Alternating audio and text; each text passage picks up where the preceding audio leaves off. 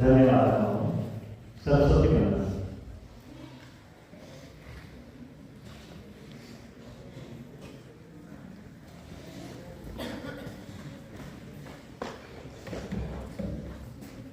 महाराज आदरणीय जयप्रकाश जी, हमारे चिंतन मंत्री श्री उल्लास चंद्र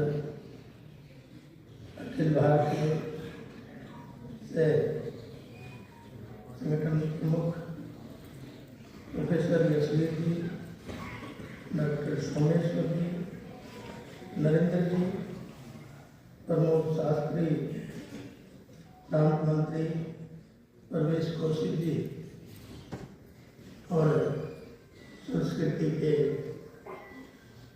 पोषक,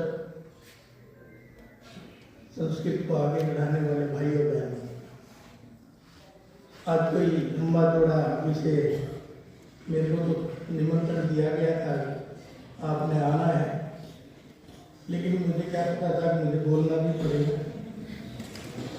तो इसलिए मैं तो ये जरूर कहना चाहूँगा, अगर संस्कृति को हमें आगे बढ़ाना है तो सबको संस्कृत का ज्ञान होना जरूरी है।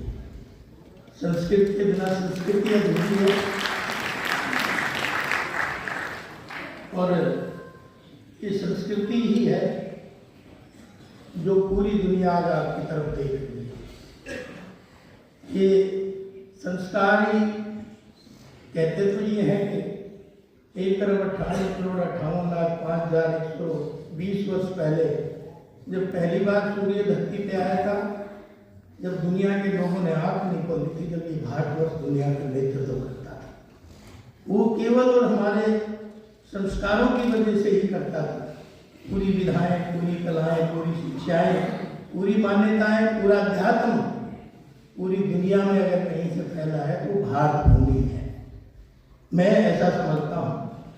निश्चित तौर पे हमने अपने संस्कारों को दूसरों के आगे समर्पित कर दिया, लेकिन हम धीरे धीरे इनसे दूर होते चले गए। वरना आज इस छोटे से चंद लोगों के बीच में ये कहने की जरूरत नहीं पड़ती। तो इसलिए, क्योंकि आपको तो देखा भी है, जब स्वामी विवेकानंद जी शिकागो गए 11 सितंबर 1893 में, तो लोग ये समझते थे, दुनिया के लोग, कि लाल अंगूठी वाला क्या हमें शिक्षा देगा, क्या दीक्षा देगा। लेकिन जब उनका प्रवचन, जब हमारी संस्कृति, हमारे वेदांत की पूरी दुनिया को उन्होंने जब दर्शन कराए, 11 सितंबर को पहला भाषण और अंतिम भाषण 25 सितंबर को जब दे के चले, तो पूरी दुनिया उनके पीछे पीछे हो गई। ये हमारी संस्कृति और संस्कार का हिस्सा ही था, लेकिन हमने जैसे कहा, हम सब छोड़ते चले गए, वो सब पकड़ते चले गए मन से। और हमारा जो व्यापक विचार भी है, हमारी व्यापक सोच भी है, अगर दुनिया को कोई रास्ता दिखा सकता है तो उसका नाम है भारत, उसका नाम है भारतीय संस्कृति और संस्कार। क्योंकि आज वो हालात और परिस्थिति आप देख भी रहे हो, धीरे धीरे बदल भी रही है। जो हम हो चुके थे, वो आज हम उन पग दर पग बढ़ते हुए और पूरी दुनिया को संदेश भी दे रहे हैं। और उसका मुख्य कारण ये है कि कहीं की भी लड़ाइयाँ हों, अब यूक्रेन और रूस की जब लड़ाई चल रही थी तो किसी दुनिया के अंदर ताकत नहीं थी उस युद्ध को रुकवा के अपने लोगों को सकुशल वापस लाने की। तो उन्होंने कहा कि हम युद्ध भी रोक लेंगे लेकिन पहचानेंगे कैसे ये भारतीय है। तो उन्होंने कहा जिसके हाथ में तिरंगा झंडा हो समझ लेना वो भारतीय है। और मैंने उस तिरंगे झंडे की ताकत बढ़ते हुए देखा और उस तिरंगे को जहाँ हमारे भारतवर्ष के नागरिक लेके आए उसी तिरंगे को अपने हाथ में पाकिस्तानी भी लेके आए, बांग्लादेशी भी लेके आए।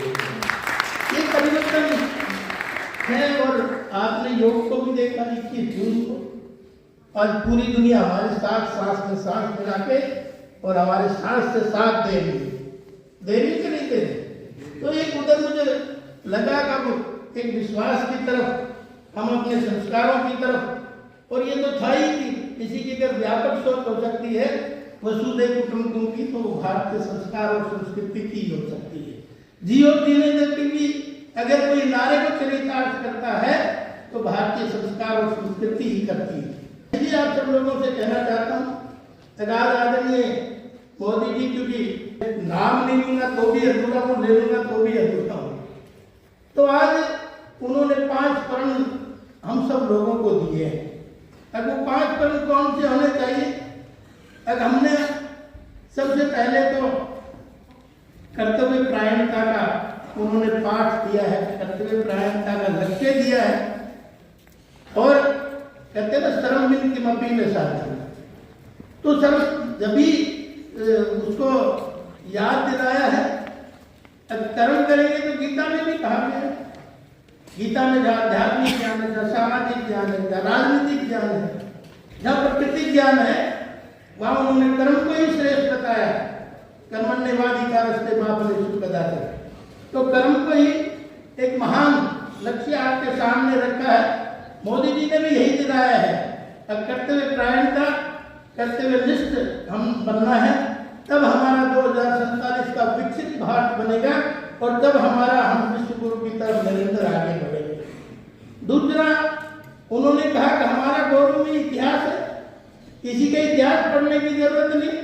हमारे पास इतना गौरवमय इतिहास है कि उसको भी अगर हम ध्यान से थोड़ा सीख ले, पढ़ ले, जान ले तो दुनिया को कोई रास्ता दिखा सकता है, तो हमारा इतिहास ही दिखा सकता है। तीसरा उन्होंने कहा है अगर हम गुलामी के चिन्हों को अपने मन मस्तिष्क से हटाएं। ये महत्वपूर्ण विषय है। गुलामी आज तक हम उन्हीं को ढोए जा रहे हैं इतने सालों के बाद भी। तो गुलामी के चिन्हों को भी हम अपने आने वाली पीढ़ियों को तो कम से कम नहीं देने देंगे। तो इसलिए उन संस्कारों को भी मिटाने का हम प्रयास करेंगे। उसका एक मुख्य कारण यही है एकता एकजुटता। एकता एकजुटता होगी तो निश्चित तौर पे हम दुनिया को भी राह दिखाएंगे और भारत को विश्व गुरु भी बनाएंगे। इसलिए कहा जाता है साथ साथ चलने का इरादा जब जमा हो जाएगा, साथ साथ चलने का इरादा जब जमा हो जाएगा, आदमी से आदमी का कारवा बन जाएगा और तू किसी के पैर के नीचे रख थोड़ी सी जमीन, तू भी किसी के लिए आसमां बन जाएगा, तू भी किसी के लिए आसमां बन जाएगा। मैं कोई बहुत ज्यादा लंबा चौड़ा भाषण देने यहाँ पे नहीं आया, मैं तो सीखने आया था। छोटा सा निमंत्रण मुझे दिया गया था, इसलिए मैं तो आपको सुनने आया हूँ। आप सबका एक बार पुनः मैं को निमंत्रण दिया उनका भी धन्यवाद, हमारे इस कार्यक्रम का भी धन्यवाद और मेरे सब अधिकारियों का भी धन्यवाद। अब मैं जो क्या छोटा सा अपने बच्चा हूँ, मैं तो सीखना है, यहीं से सीखे हैं, आगे इसी से सीख के हम बढ़ेंगे। तो ये जरूर है, मेरा संकल्प भी है, मेरा विश्वास भी है अगर एक दिन भारत माँ विश्व गुरु कहलाएगी, क्योंकि ये इतिहास भी है हमारा। अगर कहीं गुरु शिष्य का इतिहास है तो मेरे इस देश का ही, चाहे अरस्तु सिकंदर का इतिहास है, ये समर्थ गुरु रामदास शिवाजी का इतिहास है, ये आप देखेंगे अगर भगवान श्री कृष्ण और संदीप जी का इतिहास है। तो सारा ये परंपरा भी पूरे विश्व में हमारे यहाँ से फैली है। इसलिए आप सबका एक बार उन्हें धन्यवाद करते हुए, अब पूरी धरा भी साथ दे तो और बात है, पूरी धरा भी साथ दे तो और बात है, और तू जरा भी साथ दे तो और बात है। चलने को तो एक पैर पर भी चलते हैं लोग, दूसरा भी साथ दे तो और बात है। जय हिंद, जय भारत।